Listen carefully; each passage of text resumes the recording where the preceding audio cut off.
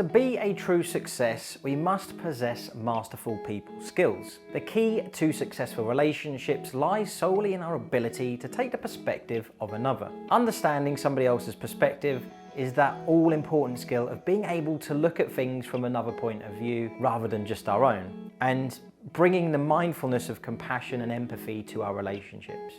When these two qualities are present in our interactions, mutual respect, success and movement is guaranteed. In this episode, I'm going to be sharing 7 people skills that could support you in relationship building.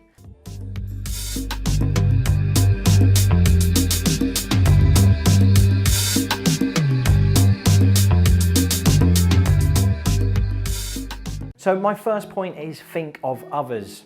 Whenever we are in the presence of another, it is natural to think about what they may be thinking. If we are not self-centered, that is. We observe them instinctively and notice little subtleties, such as what they are doing, where they are looking, and what their body language is indicating. This helps us determine if we feel comfortable around them, which helps us decide if we want to interact with them and how.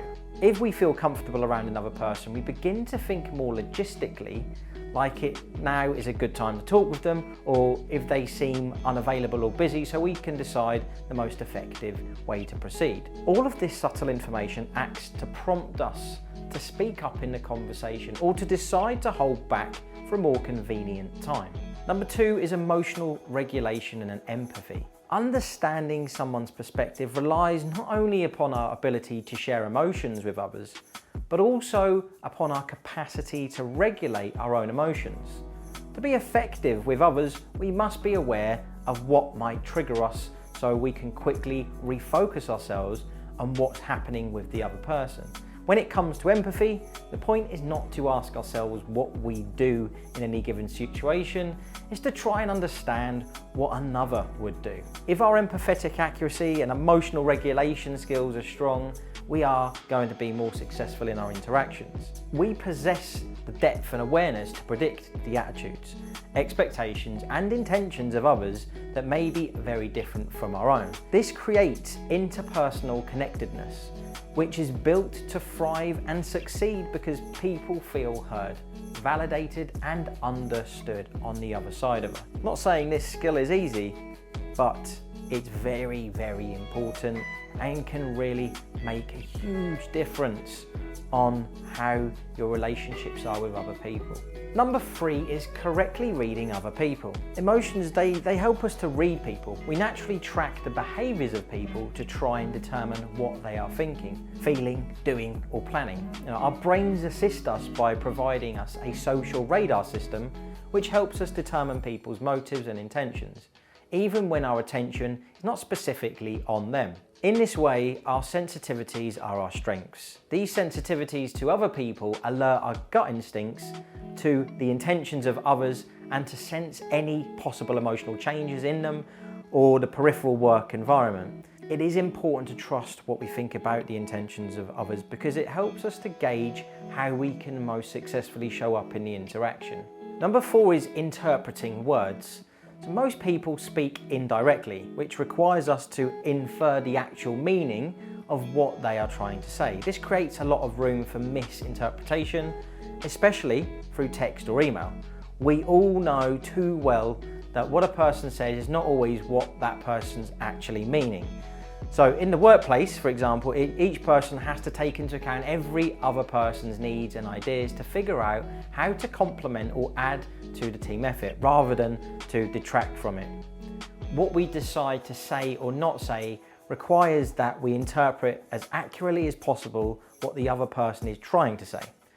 If we don't understand or we cannot get a clear idea of where another is coming from, it's important to create dialogue to gain clarification. Most conflictual situations arise from a misinterpretation of what another is trying to communicate. Once communication is clear, trust is gained and success can then happen. Number 5 is respecting differences. Understanding someone's perspective requires the maturity to gain knowledge and be respectful of another person's personal beliefs. When we are disrespectful to another person and their belief system, it's the quickest path to creating separation and division between people. It is the surest way to upset a co-worker, vendor, boss, your loved ones. It's important to remain highly attuned to the fact that not all people share our personal views and beliefs of the world. We must remain open-minded and respectful to what others believe when relating to them. This means knowing what not to say as much as meaning knowing what to say. This makes communication complicated, but it keeps you open and growing in the process of being able to put yourself aside and be respectful of the other. Point number 6 is to get to know people. What you know about where people come from and how they come to be the people they are is critical in determining what to say and do. We interact very differently with co-workers who have had years of experience as compared to somebody who's maybe new in the industry. Our mind works like a compass, directing us to find our way around and through information to keep communication moving forward efficiently. Everyone's brain is wired to be effective when communicating, which is why it's frustrating when we give too much or too little information for other people. People often make the mistake of expecting us to know them well enough to avoid communication mistakes. However, no matter how well we know anyone, we are human. And it is through these mistakes that we learn to find a balance in each individual relationship we have.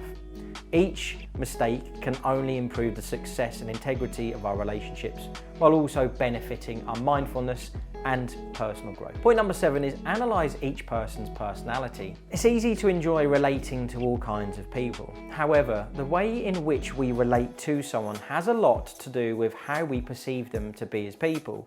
When we're around a co-worker who might be more serious or intellectual, it calls for a different interaction approach, rather than maybe interacting with someone who's way more laid back and easygoing. To some extent, we all become social chameleons, making slight shifts in our behaviour to fit the people and personalities we are around in an effort to best relate to them. This social changing does not make us fake as much as it makes us well-rounded. It allows us to use many parts of our personality to create positive and effective relationships. This kind of shifting is what makes us successful with other people and more whole and successful as individuals. So my final thoughts on this, guys, is that the practice of understanding another person's perspective brings compassion to the emotional climate of the individual, or even the workplace, wherever you are. It has the greatest potential to positively impact our ability to succeed through relating well to others. When we think of compassion, it naturally helps us to modify our responses according to how we think others think, and to ensure a predictable emotional response from them. This does not mean we constantly seek to please others. And clearly, our responses at times will cause disappointment or frustration. It simply means we seek to empathise with others as best we can to ensure we create the most effective communication, which will lead to hopefully more successful relationships.